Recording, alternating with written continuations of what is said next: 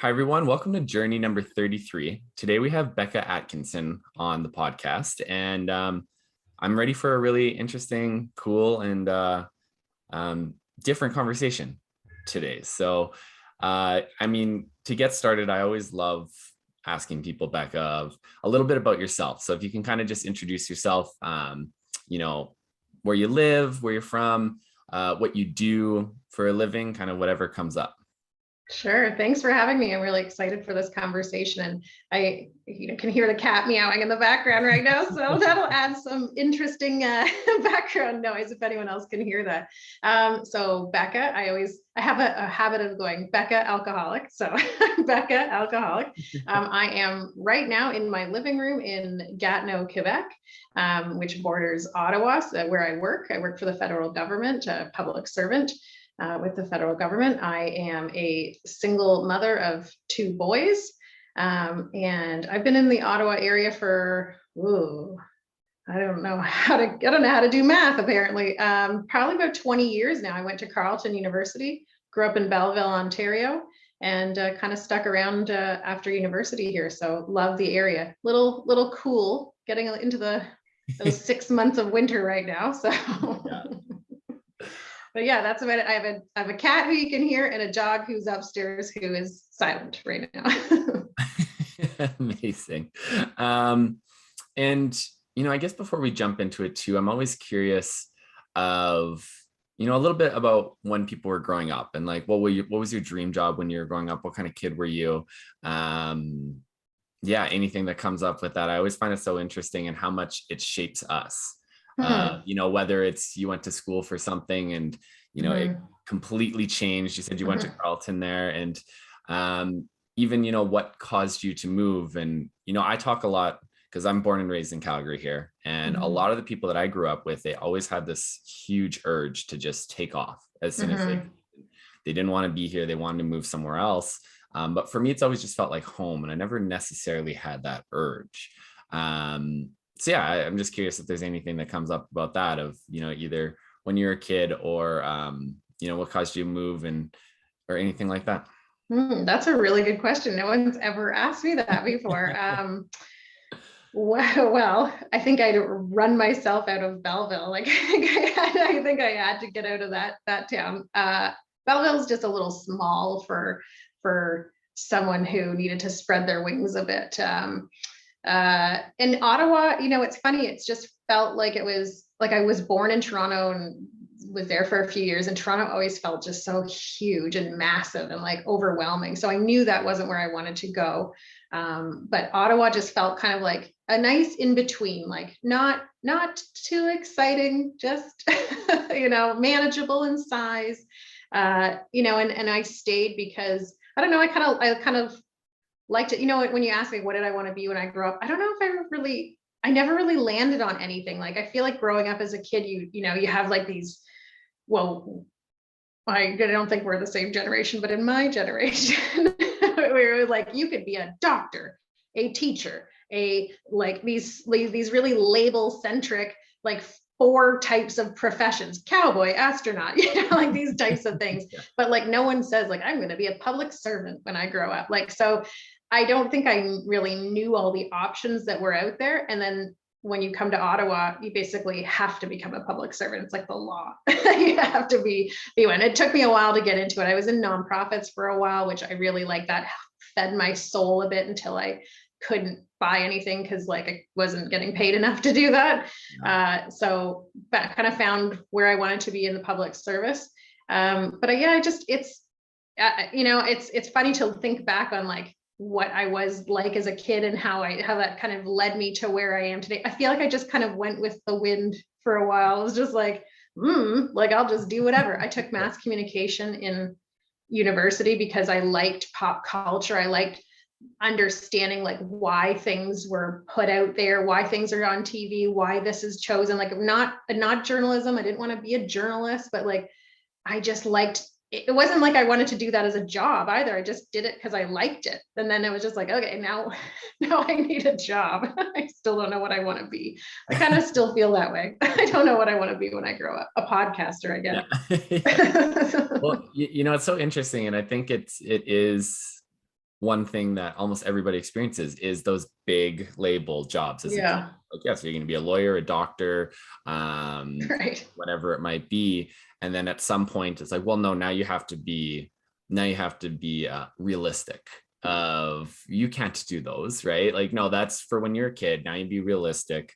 But I think my life has been a lot of the same. Of when I went to university, I applied for 4 different programs, and I was just like, I don't know, I kind of like science. Like, maybe I'll be a doctor, I don't know. Right. Yeah. So I get it, but very interesting. Now, for you in your personal branding, it's the Unashamed Alcoholic. And I would just love to hear from you, like, that story of what that means to you, how it came about, when it started, everything like that. Sure. So, for a long time, I didn't think that I could be an alcoholic. And I still say that kind of in my messaging now, is like, to that the point of big point of all of this is to change the way people see an alcoholic and what that means. Because the years I spent worrying about my drinking, I knew that I couldn't be an alcoholic because I wasn't a homeless man under a bridge. I was a vibrant 30-something who had a husband at the time. I had kids, I had a job, I wasn't drinking in the morning, all these things. I couldn't be an alcoholic. So when I, fast forward a few years and got to the point of, okay, I got to stop drinking. I'm in AA. But now this is all secret too. So I spent years worrying and wondering in secret about if I had a drinking problem. And then in recovery, not telling anyone that I have a drinking problem, or I did, or I'm working on it. And I just thought, like, something's off here. Like, this doesn't I feel like I was just walking around with this heavy secret, even though, like, once I got sober, life was infinitely better. I was repairing relationships. I was figuring out who I really was. Like, I'd never known, as corny as that sounds, I'd never known myself before, because every moment of celebration or whatever had been accompanied by alcohol. So, like, a little bit of sort of dulled, right? So I just kind of got to this point where about 3 years in, I was feeling kind of itchy about it. And I was like, something's, why can't I talk about this? And I've told people here and there that, like, I don't drink, or I'm sober, but I rarely said the word alcoholic because of the stigma that surrounds it. And then Bobby Ryan, who played for the Ottawa Senators, in February or March of 2020, kind of came out that he had gone into the NHL Players Association substance abuse program and for alcohol. And I thought, well, I love him and he's kind of got something similar to me. So I wrote a letter to the editor of the Ottawa Sun, and I said, like, thank you for coming forward with this. Like, I'm with you in more ways than one, like, I'm a fan, but I also, suffer the same thing. And we're part of a club that no one wants to join, but are forever grateful to be part of, ultimately. But I signed it anonymously because, like, could not put my name to that, saying, like, I'm an alcoholic too. And then in September of 2020, I'm now separated. I'm living on my own. Something was just brewing. And he won, Bobby Ryan won the Bill Masterton Trophy for, like, dedication, sportsmanship, and all these things. And he, in his acceptance speech, he spoke again about the outpouring of support he'd received earlier that year when he came forward with his alcohol abuse. And I just thought, it was like such a spur of the moment. It had been, like I said, brewing for years of, like, why am I keeping this a secret? And when he said that night, I went back online. I found that letter to the editor I wrote that was anonymous, and I put it on my Twitter, and I said, this was me. I wrote this. I'm not ashamed anymore. And, like, it was that word, right? I'm not ashamed anymore to say this. This was me. I'm an alcoholic. And it was really because of him. Because of him, he said something. I thought, if he can say something and all these people still love him, why can't I do that? So I did. And then I kind of wound up doing an interview with CBC Ottawa Morning a few days later, because I'd seen that I posted that. And I hung up the phone after that, after kind of really publicly saying, I'm an alcoholic. I thought, now what? Like that felt like 1,000 pounds were lifted off my shoulders. And that kind of just started the process of how do I keep talking about this? Because there's really no reason why I shouldn't be able to talk about this, because I worried for years that I had a drinking problem, but sort of that misconception of like what an alcoholic looks like. I could have gotten help way sooner if there had been someone, if we talked about this more commonly and more openly. I could have gotten help sooner, or realized that I am an alcoholic sooner. That's not all these stereotypes of like what an alcoholic is. And that's ultimately what I wanted to do, is just, put a face to it and really share my story, and hopefully, help someone else out there who is wondering or worrying about the same sort of thing. And to realize there's nothing wrong with that word. That's why I put it in the title. Alcoholic in the title, because it's a word we like, everyone clutches their pearls like when you say, cause just like, oh, it's such a bad or dirty word. Like it's not, like, let's just talk about it. So I just thought, like, how can I really grab attention? Is put those two words together. And that's ultimately, it was an attention grabbing concept with the title of it. So that's really how it started. Yeah, that's incredible. And like, thank you for sharing. And that takes so much strength to come out, and especially in public, and talk about something that so many people hold so much shame around. And, there's a lot of things that you said in there that I'm really curious about. But, I think the first one would be, talking about the time period from when like, no, I'm not an alcoholic, to kind of getting to that acceptance point. And, I'm curious, was it a process? Like, was it a gradual process? Were there specific, bigger events that kind of like shook you and then, challenged your thinking around it? Like, what was that process like, getting from no, like whatever internal dialogue might have been of, well, I drink sometimes, but I'm not an alcoholic, to, like, yes, I think that I am an alcoholic and I do need help. What was that process like?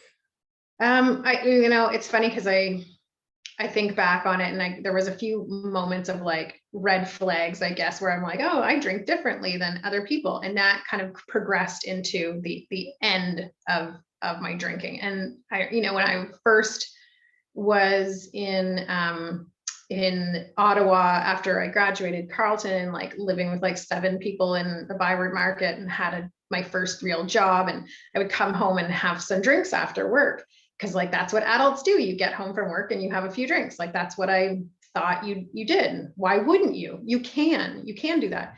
And I noticed that my roommates didn't do that. Like, why? And I just thought, like, guys, you're allowed. Like, we're adults now. We live on our own. You can't do that. And they didn't have to. And I remember thinking, oh, that's weird. Like, and I feel like I have to do this, or I want to. Like, it was all kind of mixed in the same thing. So I thought, okay, that was a moment I really remember going, I drink differently than these people do. And then when I was like their 20s, were like just total party time, like heavily drinking, but like everyone was, but like there was no question about like what I was doing every weekend. It was like drinking. And then when I got into a relationship with my now ex-husband, I was just like, started to think like, I can't not drink. There was no like day off or whatever. Like, you come home from work and you have some drinks, groceries included, buying a case of beer. Like, that's just what it was, just an automatic thing. And so around then I was like, can I not drink? Like, is that a thing? Like, but, I'm not, getting consequences for it. I'm not losing my job, but it was just like always there. And I joined like this online women's forum for like women who are trying to manage their drinking, not AA, because like couldn't be an alcoholic. And it was like, okay, try to like, this is like the first part of like being, realizing you're an alcoholic is trying to manage your drinking. So I was like, I'll only drink, making negotiations with yourself.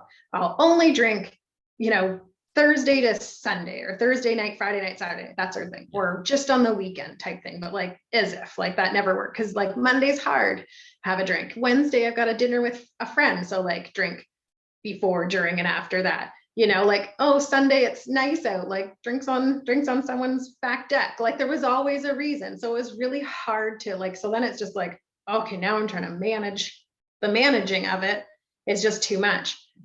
And so it was kind of around, that was like getting to the end in my early 30s. And then I had kids, and suddenly like, kids are supposed to be like your priority, but also I was trying to manage drinking as my priority. I was just like, these two things aren't meeting up very well. Yeah. So that just became, I have to explain it. Like for me, it wasn't quantity of drinking. It was in my head thinking about it. So I was so exhausted from always thinking about drinking and like, when I will next, how much do I have left at home? Do I have to drive anywhere tonight? Can I drink before 5? Whatever, like this type of thing, rather than being blackout drunk on the face down on the floor. Like I wasn't doing that. I wasn't throwing up every night or anything. I was just constantly thinking about drinking. And I just got so sick of it. And then in June 2017, I just got like shit-faced at my grandmother's funeral, like we all did. But I woke up the next day, I was just like, nope, that's it. Like, I can't do that. I can't do this anymore. That was my moment. And like, I talk about this a lot, like rock bottom doesn't have to be like a car crash or a DUI or whatever. Like, it's just, you're done. And I woke up that morning being like, I'm done. Like, I can't live like this anymore. I don't want to live like this anymore. And so that was the turning point. And then a few months later, it was like, I started going to AA after I stopped a few months. So it was, it was a real progression of like, I love to drink too. I have a problem. Yeah, for sure. And, this might be a harder question to answer because I feel like a lot of it is subconscious, but, hearing you talk about that's just what you do when you're an adult, right? Of like when you get home and you can drink. And so why wouldn't you? And so, I'm just curious if you were able to ever figure out where that came from, right? And I think like a lot of times, we see patterns on the people around us, whether it be our parents or older, even like siblings or whatever it might be, or like family friends, and you see that and you go like, oh, so that's just what you do. And that's one thing that I've talked a lot about is like the supposed to, or like that's what you should do. And that's just it, it sometimes starts out as a decision that you make when you're very young, and then it just turns into like, no, that is a truth once you're grown up, and you don't really realize that that's where it came from. I'm just curious if you had ever been able to figure out where that idea came from, of this is what you do as an adult.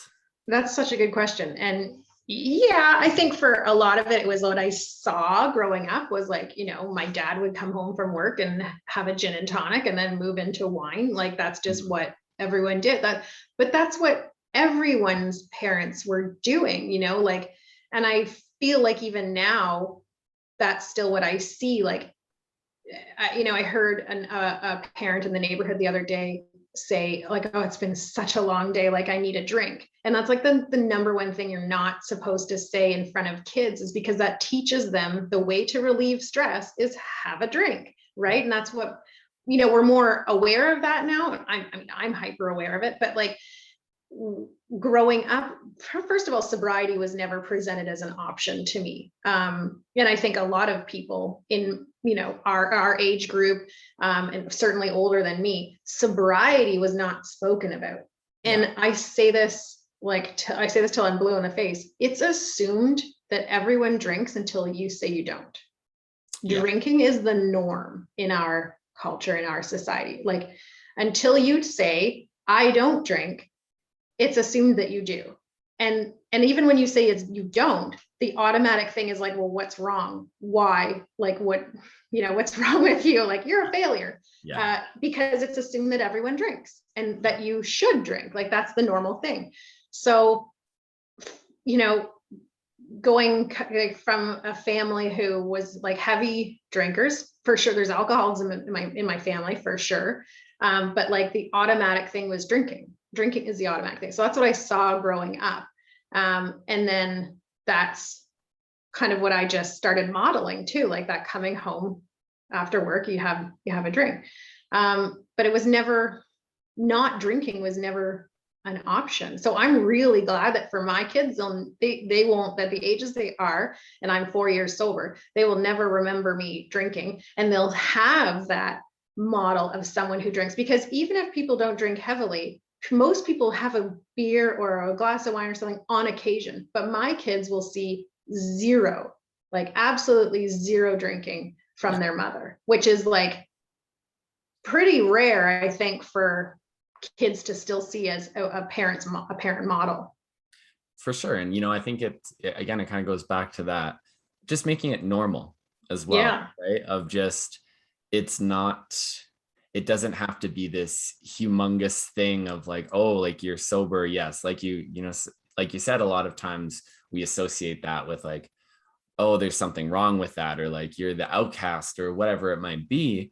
But, you know, again, just, and I'm a huge believer, and we talked a little bit about this before we started recording, of just normalizing it and talking, you know, sharing our experiences, and especially topics that have a lot of taboo around them, especially like, you know, that society, you know, call it either looks down on, or that's not what you're supposed to do, or whatever it might be. And what I've found, especially in my own life, is it led to a lot of shame, and it led to a lot of isolation where, oh, nobody talks about this. Nobody else talks about struggling with this. And so I must be the only one. And, you know, it's almost that self-fulfilling prophecy, and almost that, you know, that cycle of, you know, I struggle with this. So nobody else does, which brings shame, which makes me struggle with it more, which brings more shame, and just going round and round and round. Right. And, you know, like one for me that comes to mind was, you know, like body image issues as a man, and talking about like, oh, you know, I have insecurities about my body as a man, but no, that's not allowed. And so something's wrong with me, and getting into that cycle. You know, I think another one that's coming up for me, like as you're talking there, is the baggage around something, right? And, you know, kind of what people associate with certain terms, or you know, whatever it might be. And for me, it was, I never thought that I had an addictive personality, because, you know, same sort of thing, is drinking is so normalized, of like, well, no, I'll go out and, you know, I'll have drinks, and yes, I'll get drunk, and you know, like, yes, I'll black out, but I'm young. That's what kids are doing. Right. But I've never touched a drug in my life. And that therefore means I don't have an addictive personality.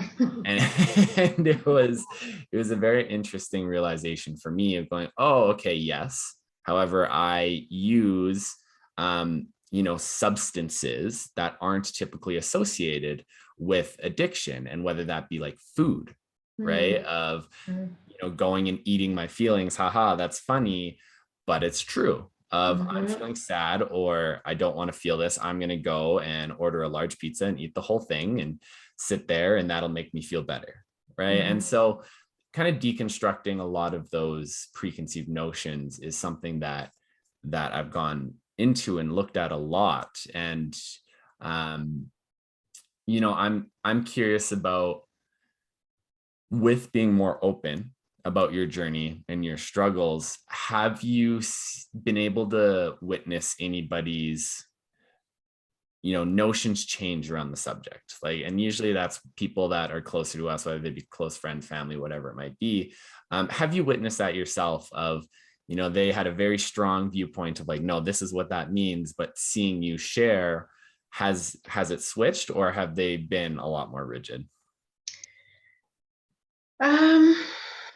You know, I think with the term alcoholic, it's such a word that we're supposed to keep secret. Like, it's such a shameful, the notions around it is really like shame and keep quiet. I mean, And then you have to add in the whole concept of like Alcoholics Anonymous, which is like another way to like keep quiet about things. Yeah. And that can, and I'm not saying it, the point of it is, but it can perpetuate the idea of like, you stay quiet about this, which is kind of why I decided, I also share about that story, that part of my stories. So I don't, I take that out of it. I take that shame out of the AA side of it too, because I'm allowed to talk about me being in AA if I want to, because I want to just lift the veil on all of it and change the way people see that word, because people are afraid to use that word.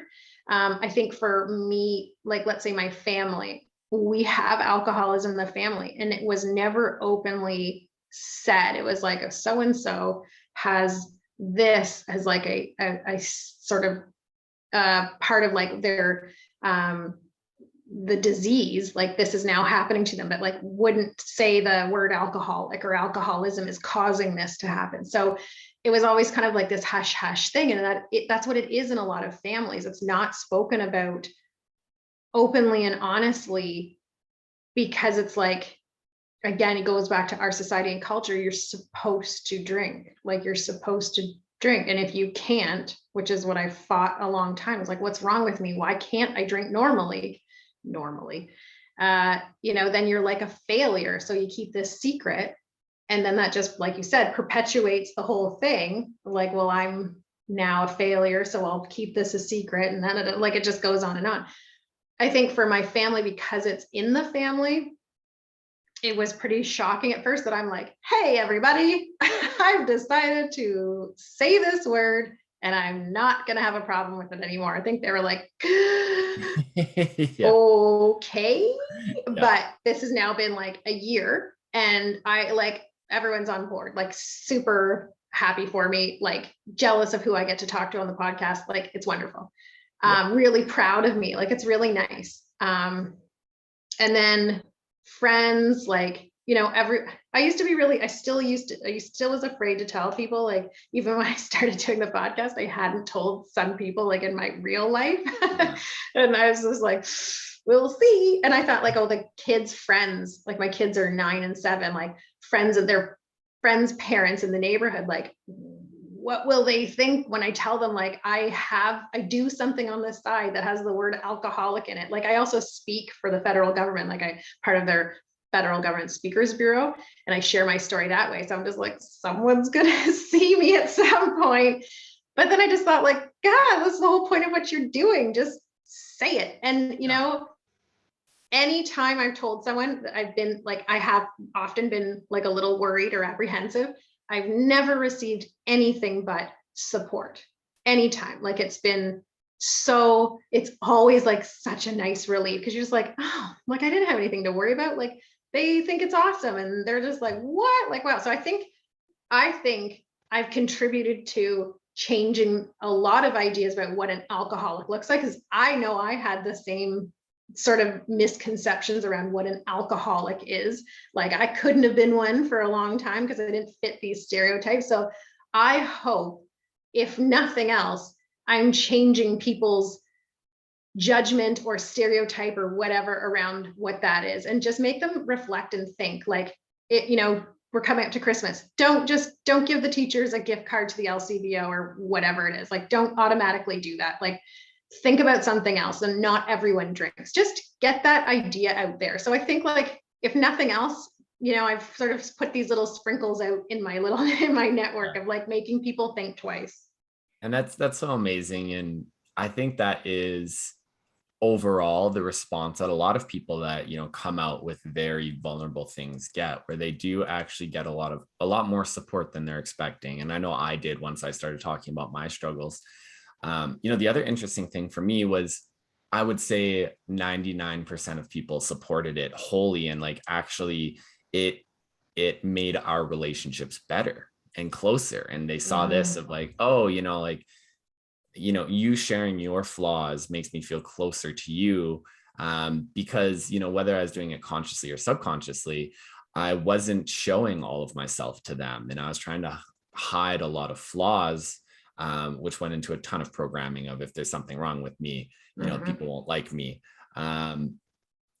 But even the people that didn't support it, because it either challenged their own demons or it changed the relationship dynamic that we had, it was so clear because of the support and the amount of support and how right that felt, that when they didn't support me, it was very clear of like, oh, that is not something about me. That is not oh, this was wrong of you to do. Like, oh, that's a reflection on them. And that's actually a relationship that I don't necessarily want or need in my life. And so even in those negative reactions, something positive came out of it. Yeah, because you're taking care of yourself and you're realizing, like, in being honest and vulnerable, like what you want and what you don't want anymore, and providing these sort of stories or these sides of ourselves or this honesty. You're right, like opens up these sort of dialogues or whatever it may be with these relationships that you maybe hadn't scratched the surface of before, hadn't gone, any further in. Then this kind of brings things about and you're just like, oh, okay, well, if you're not going to be supportive or you are having trouble with this, and like, then this isn't for us anymore. So it allows you to grow personally, because you can sort of figure out what it is you want from people, what it is you need from friends or family in a relationship, rather than just kind of coasting along without ever having to deal with something like this. For sure.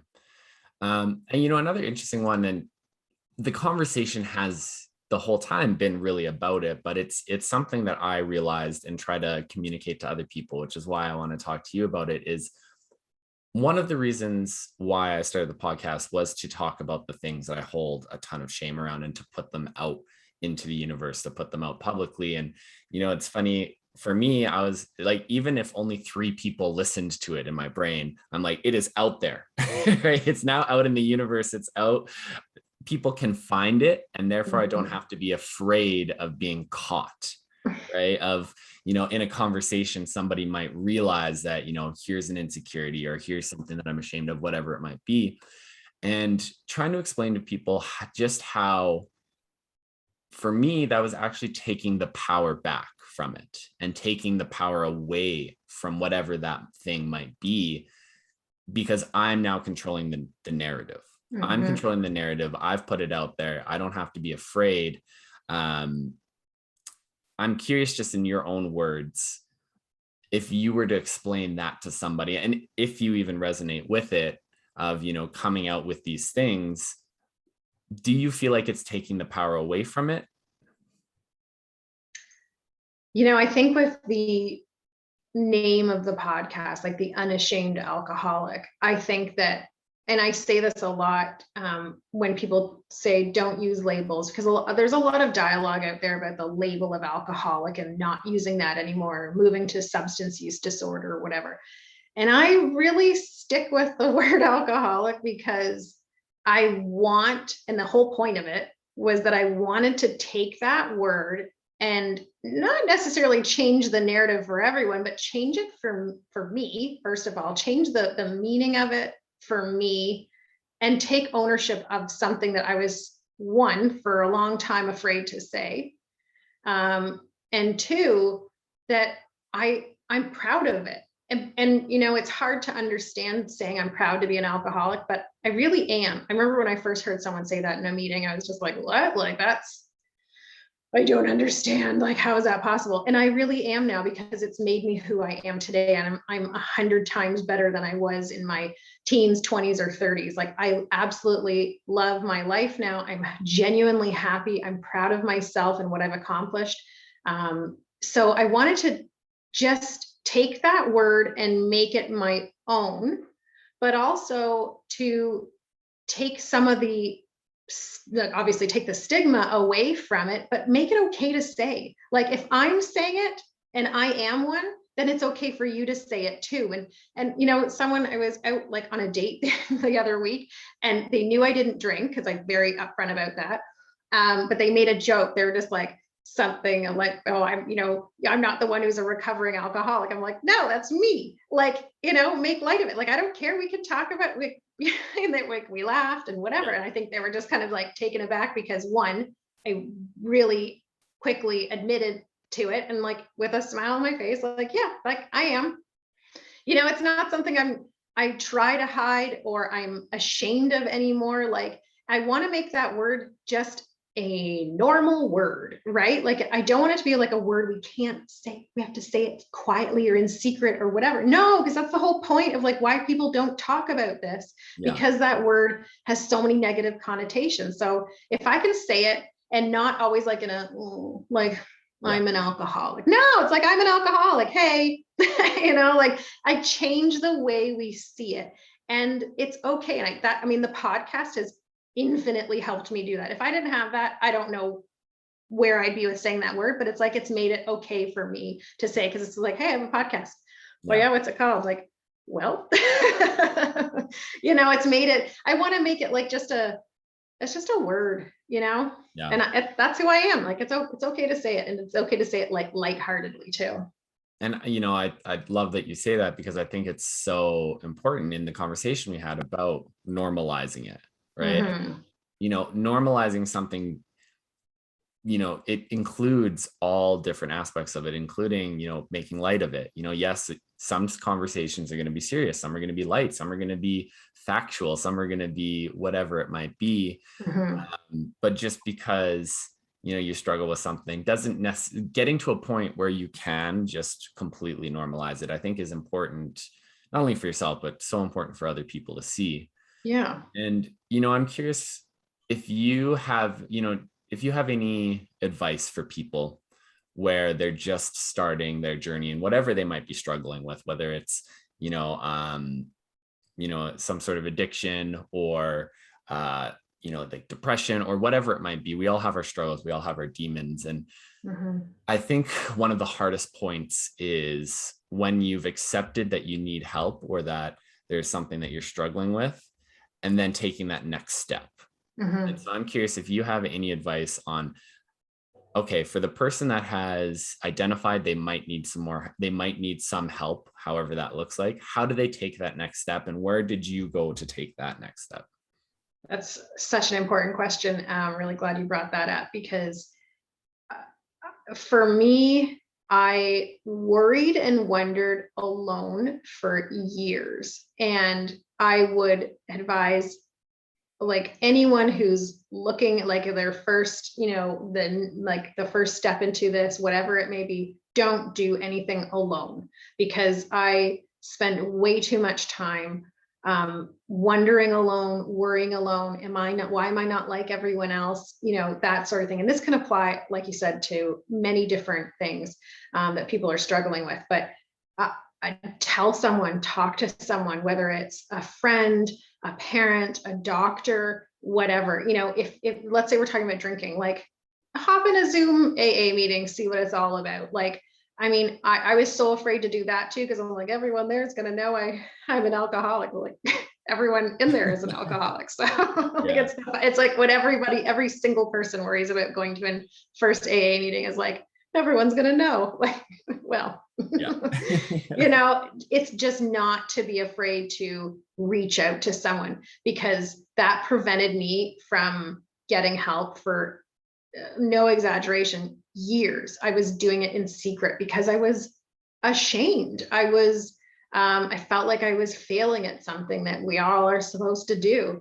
But I say this like, people can reach out to me if they want. I just, because a lot of times people just need to say something and tell someone, you can email me, whatever. Like I by no means say I'm an expert in anything and I can't necessarily help you, but I'm an ear. If you, want to just tell your story to someone, I'm there in the ether, like sometimes that's all people need, is to tell another human what they're going through. But that's what I encourage 100% is talk to someone, tell them what you're going through, because that's what I really wish I had done. For sure. And, I couldn't agree more with it. And like, for me, that person at first was a therapist, and in a complete silo of somebody that I know is contractually obligated to basically keep it to themselves, right? And that was the only place I felt safe to actually go and start talking about it. And then after a couple of years of therapy, I finally told my sister, who is the closest person to me in my life. and still, had so much fear of her rejecting me, of not accepting it, whatever it might be. And then slowly after I started doing that, I was able to branch out. And one of the first ones for me was going to essentially like a men's mental health meetup, where I didn't know a soul there. I showed up by myself, and I told myself, I'm not going to say a word. I'm just going to watch. And if I don't like it, that's an hour of my life that's gone, and that's fine. I'm willing to do that. And being like having such a powerful urge to share when I was there, and ending up sharing to again start that process of, okay, I don't need to hold so much shame around this. I don't have to be alone in this journey. Those things, and just taking those slow steps to remove it. And they're gonna feel huge when you're doing it. But yeah, just making sure that you're not alone, and finding those people that you can trust, and whether those are people that are very close to you or whether those are strangers. And sometimes one is easier than the other, and a lot of times you need both of those communities. Yeah, community. Exactly. That's exactly the word I was going to add in there, is the sense of community that I found through various outlets. Like now I have my meetings, I have the podcast, I have a Twitter account that I like overshare on all the time. It's these various forms that, because it's not just at the beginning, like I still have to talk about myself all the time. I still have to talk about like what I'm going through, because there's always something. Like 4 years in, it's not like I'm like, well, all done, everything's fine, move along. No, it's like there's always something to be going through that you want to talk to someone about, or share, or get feedback on. So it's really important to have that outlet of whatever it may be. And that first, I know, like if for people who are just starting, whatever their journey is, that first sharing can feel so daunting, but you will feel like 1,000 pounds is like an elephant's lifted off your chest when you finally, like, I know you get that, like that when you first, like you said, you have an overwhelming urge to talk. Like it just, when you find that group of people like you, or someone who understands or whatever, it'll just kind of pour out of you, and it'll feel so much better. Yeah, the elephant off your chest is makes a lot of sense. And it's funny, as you're saying that, I'm going to the specific stories. I'm like, oh yeah, that one, and the time I did that, and the time I did that. We are running out of time here, and just one that I wanted to sneak in quickly. And I don't know if you've done any thinking or speaking about this, but as I've started to explore addictions, it's one of the things that I've heard several times is that it's not actually about the substance a lot of times, and it's what you're trying to cover up. And I'm just curious if, through your conversations, through talking to people, just if you have any general thoughts, or if you've encountered that at all about, again, it's not necessarily, and I think for me, that's where it came from, of when you hear somebody is an addict or somebody's an alcoholic or whatever it might be, it's like, oh, they struggle with this substance. However, a lot of times that the substance is covering up something within them. Yeah, and I've seen that too. I don't have like a childhood trauma that I'm trying to cover up, or like abuse that I went through, because like that would make sense, right? Like that's the easy explanation for like why people, drink or use drugs, is just like that's, you've experienced some kind of trauma that you're covering. I think that there's a few layers to it. I mean, for me personally, like it's in the family, so I think I inherited some kind of gene for it. I have an addictive personality to begin with. Like it's just like, you should see my sugar candy cupboard behind me here. Like I go in and I go hard, like on everything. Like I do. It's I'm impulsive, and I'm very, like, I have addictive personality. So it kind of runs the gamut of everything. And alcohol just happened to be one of those things that I couldn't manage or moderate. I think that I covered up dealing with like how, like actual reality of like how I felt about things. Like relationships for a long time was a big one. Like I struggled with like having a legitimate good relationship, that like someone who respected me or I respected them. It was just like, whatever, this guy like is giving me attention. Like, alcohol covered all of like the common sense around that type of thinking and and around like any kind of making good, smart relationship decisions. Like all of my relationships were like chaotic dumpster fires of people who I shouldn't have ever been with, but I was, because like alcohol was there, and it's just like, oh, this person's treating me like crap, like whatever, like have a few drinks and everything, goes away. And, I got divorced 3 years into my sobriety, not because that was like a dumpster fire relationship, but because I was just like,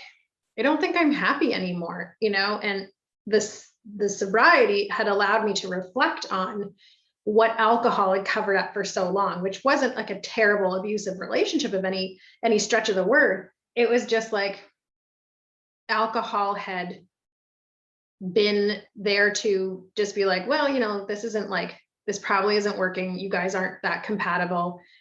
Whatever, like have a few glasses of wine and you'll forget about that, and then you take the alcohol out. And it's just like, is this like, I don't think we're in love. I don't think this is working. Like, I think we should probably, and so, it was a very adult mutual decision, because there was nothing to cover it up anymore. So I think that's what, for me personally, alcohol really impacted my relationships and my decision-making around that. So now sober, 40, single, it's like, God, I've never dated. I've never gone on a date without being drunk. I've never kissed anyone without being drunk. Like, how do you do this? Yeah. As a sober adult, like, how do you learn? I've never done this ever in my life. And so you're just like, okay, well, I guess I got to figure this out. So that's really what I found, what I've made the connection to me personally, is like alcohol was doing for me, was really like around relationships.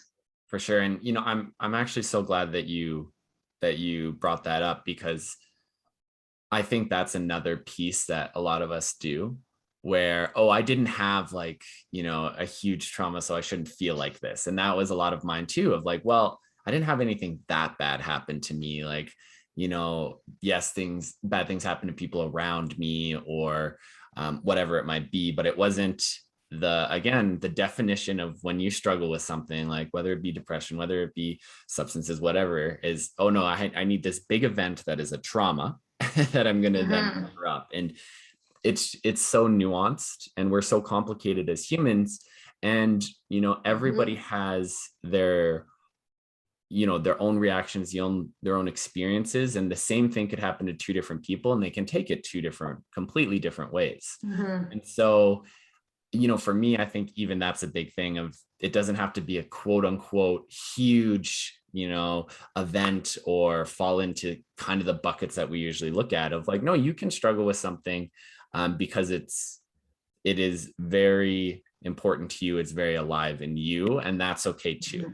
There's no threshold of like making it, okay, this was traumatic enough that it's, I'm not justified. So, Exactly. It's all the same. It all falls into the same thing of like, what makes someone, have an addiction? What makes someone be an addict or an alcoholic? What does that look like? What does that, did you, check these boxes and then you are, like you can, it's just like going to do these quizzes, the arbitrary things of like, do I have this? Like, I don't know, like, did you experience that? It's just, that's what it took me so long to realize that I had a problem, was just like, but this, this sort of says I don't, and this sort of language around like everyone drinks, the mommy drinks wine culture, like says like it's normal that the kids make you want to drink. And so it's just all this messaging, right, of like, fitting these buckets or fitting these check boxes or whatever, like what means this, or what, it's really it's completely a personal decision or personal story. Yeah, for sure. 100%. And we are running out of time here, but I'm curious, is there anything that we didn't get to that you wanted to talk about? I know you said that you have your own podcast. I'd love you to just kind of plug that quickly so people can find it and listen to it, because I think you have a really important story and have some amazing conversations on there. Yeah, thanks. The Unashamed Alcoholic is really my unpaid side job that I do right now. But I do it because really, I go back to why I started like sharing my story. It was just like, it felt so good to talk about it. And when I was trying to decide how to share it more, I thought, oh, a podcast is an easy idea. LOL.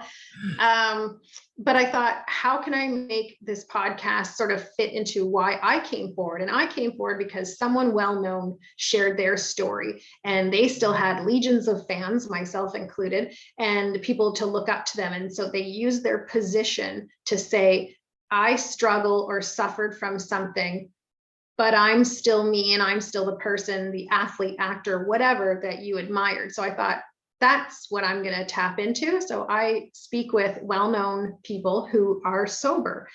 So a lot of great Canadians have been on there.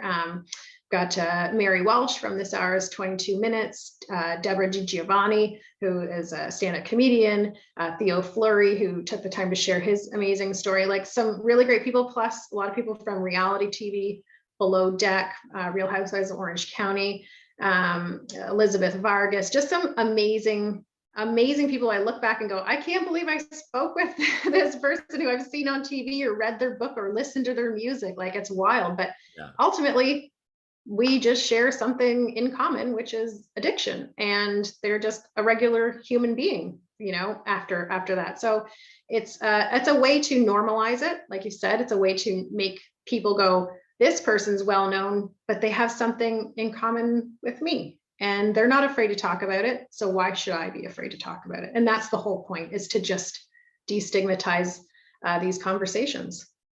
Amazing. That's so amazing. And where would be the best place for people to connect with you if they want to follow up or learn more? So the unashamedalcoholic.ca is the website. You can find all the podcasts there. If you just Google The Unashamed Alcoholic, you will find the podcast, and it's on all platforms. My Twitter is at @unashamedalc, where I overshare everything. And because I have an addictive personality, I only have one social media platform. That's amazing. Thank you so much for being on. I really enjoyed our conversation.